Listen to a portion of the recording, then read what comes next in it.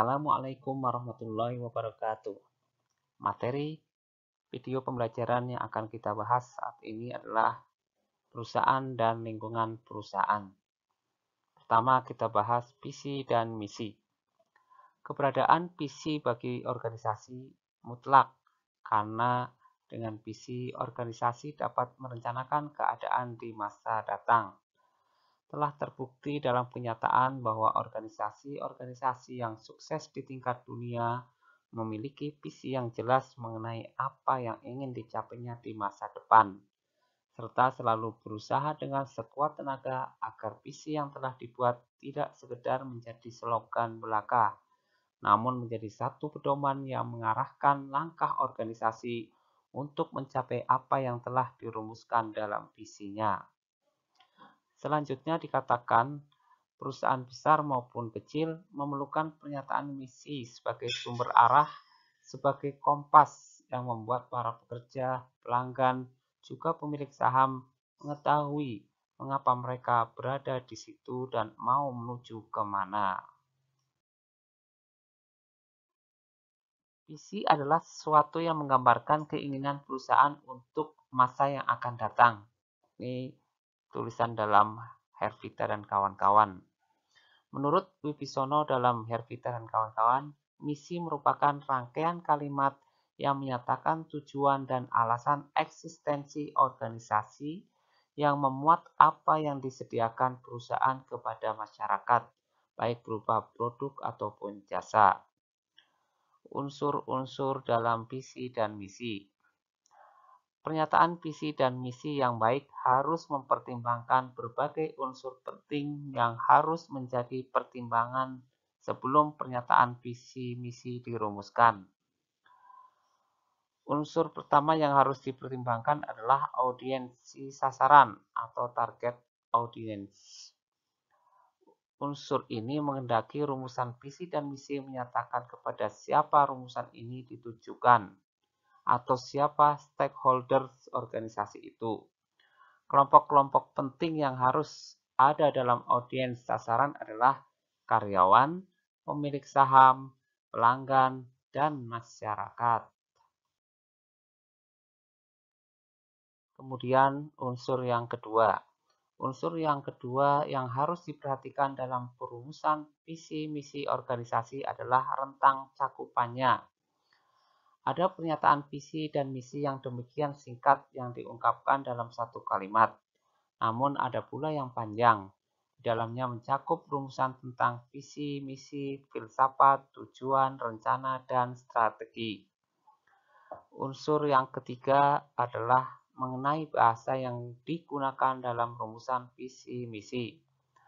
Penggunaan kalimat dan pemilihan kata harus sedemikian rupa sehingga memenuhi standar bagi perumusan visi misi yang baik.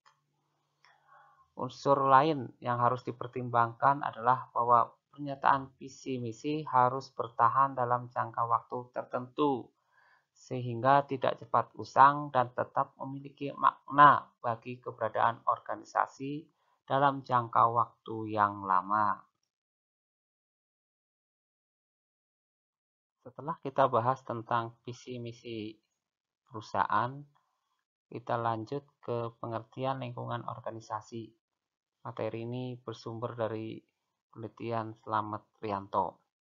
Menurut Brooks and Waterston, definisi lingkungan memiliki masalah intelektual sehingga para peneliti mengkategorikannya dengan pendekatan yang berbeda.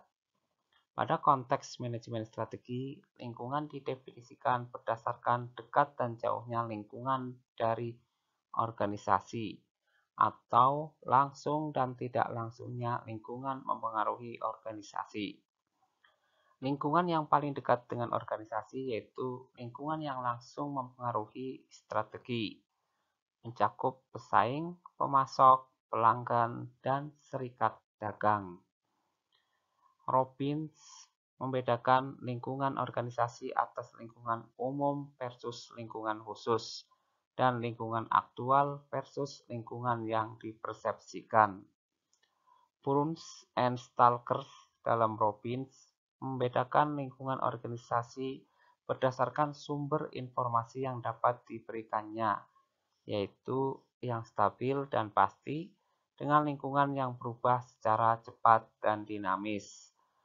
Menurut Peirce and Robinson, membedakan lingkungan atas lingkungan jauh, lingkungan industri, dan lingkungan operasional. Whelan and Hunger membedakannya atas lingkungan eksternal dan lingkungan internal. Lingkungan bisnis merupakan lingkungan yang dihadapi organisasi dan harus dipertimbangkan dalam pengambilan keputusan bisnis. Aktivitas keseharian organisasi mencakup interaksi dengan lingkungan kerja. Needle dalam Brooks. Hal ini termasuk hubungannya dengan pelanggan, supplier, serikat dagang, dan pemegang saham.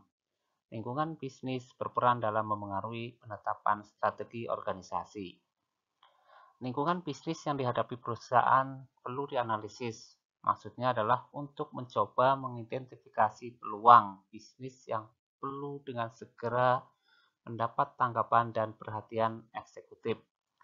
Dan di saat yang sama, diarahkan untuk mengetahui ancaman bisnis yang perlu mendapatkan antisipasi. Untuk itu, dalam analisis lingkungan bisnis, manajemen berusaha untuk mengidentifikasi sejumlah variabel pokok yang berada di luar kendali perusahaan yang diperkirakan memiliki pengaruh nyata. Analisis lingkungan bisnis berusaha mengetahui implikasi manajerial yang ditimbulkan baik langsung maupun tak langsung dari berbagai faktor eksternal yang telah diidentifikasi berpengaruh pada prospek perusahaan. Diharapkan manajemen akan memiliki gambaran yang jelas dalam menyiapkan strategi bisnis yang diperlukan untuk mengantisipasi implikasi manajerial yang ditimbulkan oleh lingkungan bisnis. Demikian materi yang disampaikan mengenai visi misi organisasi atau visi misi perusahaan, dan selanjutnya pembahasan tentang lingkungan bisnis yang tentu perlu dianalisis karena ada lingkungan internal dan eksternal yang harus terus diperhatikan oleh organisasi. Terima kasih atas perhatiannya. Assalamualaikum warahmatullahi wabarakatuh.